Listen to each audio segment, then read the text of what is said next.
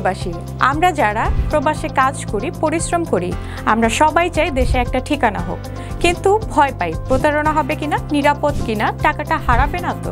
আজ আমি এমন একটা প্রজেক্ট সম্পর্কে বলবো যেটা এই ভয়টা দূর করে দিয়েছে। তার নাম প্রবাসীর সিটি লিমিটেড। প্রবাসীর সিটি বাংলাদেশের প্রথম স্মার্ট শেয়ার ভিত্তিক রিয়েল এস্টেট প্রজেক্ট।